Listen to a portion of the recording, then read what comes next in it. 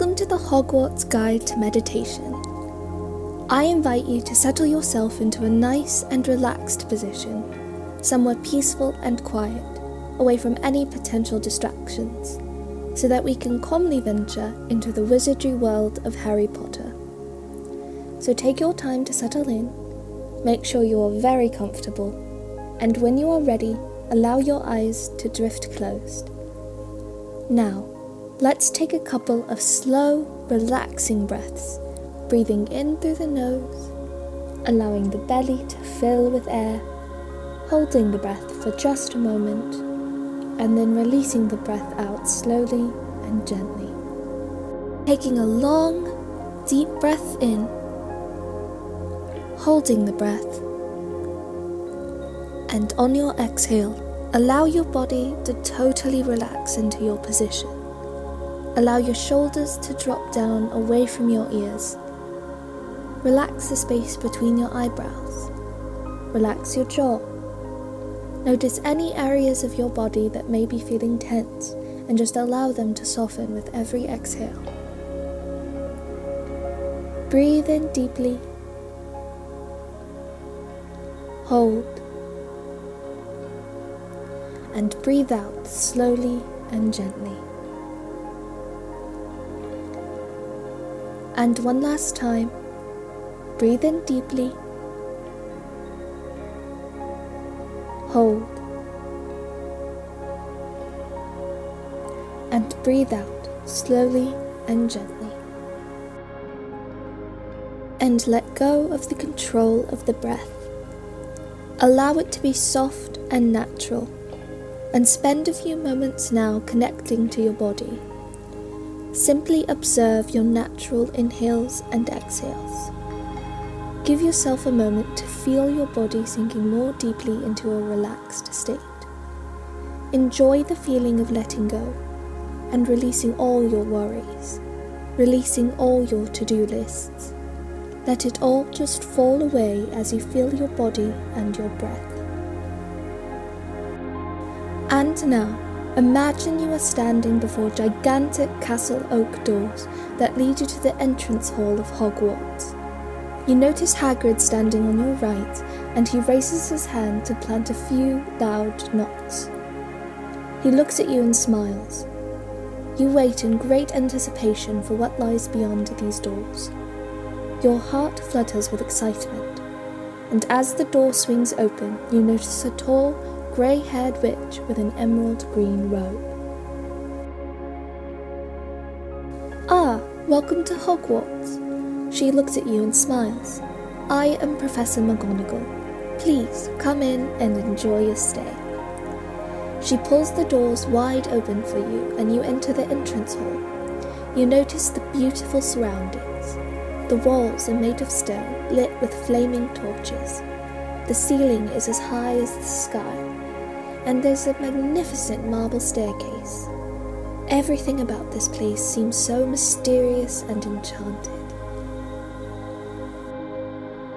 You make your way up the beautiful marble staircase to stand before yet another set of double doors to the entry of the Great Hall, and as the doors swing gently open, you enter, taking a moment to appreciate your surroundings. The hall is lit by thousands and thousands of floating candles that are hovering right above 4 long tables where students are seated eating their meals. These tables are covered in golden plates and miraculous goblets. You see a couple of owls delivering mail to the students, and as you look up, you notice this hall has walls that reach all the way up to the ceiling that is enchanted to look like the sky above. You are completely amazed by this place. And at the top of the hall is another long table where the teachers are sitting. And behind the staff table, there is a large window where the light shines through, and you notice a podium carved with an owl right in front of the headmaster's chair. Do you recognize any of the teachers sitting at the table? Maybe you see Professor Dumbledore giving a speech. Maybe you see Professor Snape observing the hall in a mystical manner. Just notice what you see. And as you continue to look around you, you notice all the students seated at the tables. You notice the Slytherin table, the Ravenclaw, the Hufflepuff, and the Gryffindor. And you catch a glimpse of Harry, Ron and Hermione. You see Harry, who is listening attentively to Hermione speak about recent spells she has learned, with a puzzled expression on his face. And you see Ron rolling his eyes with a piece of chicken leg in his hand, and the remaining of it in his mouth. It makes you smile. As you continue your journey through Hogwarts, you step out of the Great Hall and arrive at the magnificent grand staircase made out of marble that leads to the first floor. You walk up the stairs and find yourself at the first floor corridor. The first floor contains a number of classrooms, including those for Defense Against the Dark Arts, History of Magic, and also McGonagall's office. You decide to walk up to a window and look outside. Notice the weather outside.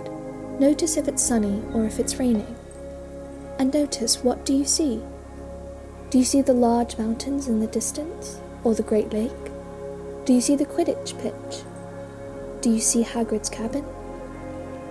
Take a moment to notice what you see outside the windows. And as you continue your journey through Hogwarts, you make your way to the library. As you enter, you appreciate the total silence in this room. The only sound you can hear is Madame Irma Pince's shoes prowling the aisles, observing the students that touch her precious books.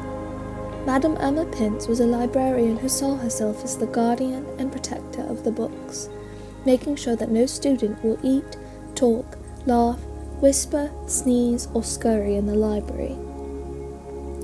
And as you look around the cathedral-like area of the library, you see two long arms stretching to the left and right of the entrance, each lined with bookshelves at least 5 stories high. You notice wooden balconies, polished catwalks, stained glass windows. Books can be seen flying like birds from the large, round librarian's desk in the centre of the room, up to the shelves where they each belong. You appreciate this room and the infinite amount of magic knowledge that it holds.